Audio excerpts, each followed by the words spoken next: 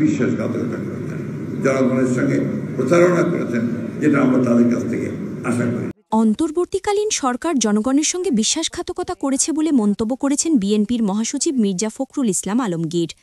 BNP মহাসচিব বলেন, রাজনৈতিক দলগুলো সরকারের উপর যে আস্থা রেখেছিল তার মর্যাদা রাখেনি সরকার। জনগণের সঙ্গে অন্তর্বর্তী সরকার বিশ্বাসঘাতকতা করেছে।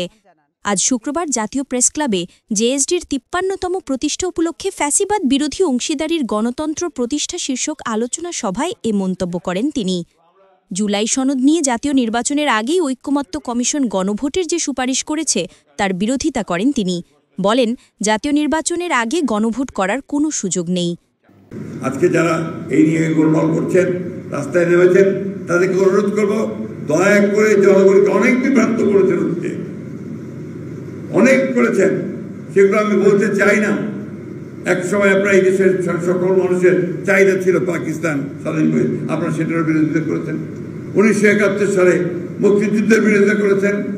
আজকে দয়া করে জনগণ যে নির্বাচন চায় সেই নির্বাচনের বিরোধিতা করবেন না।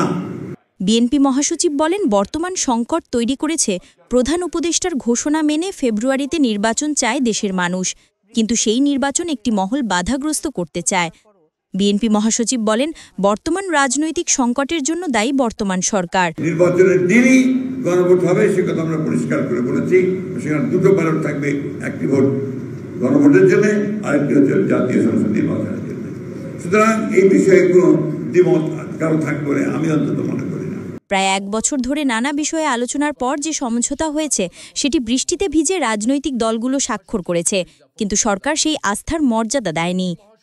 তিনি অভিযোগ করেন, বিএনপি সংস্কার চায় না এমন প্রচার শুধুমাত্র জনগণকে বিভ্রান্ত করার জন্য ছড়ানো হচ্ছে।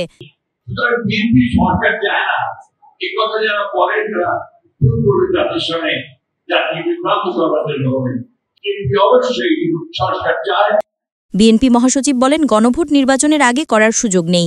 ১৯৭১ সালে যারা মুক্তিযুদ্ধের বিরোধিতা করেছিল তাদের প্রতিও আহ্বান, জনগণের দাবি একটি অবাধ নির্বাচন, সেটিতে যেন কেউ বাধা না দেয়।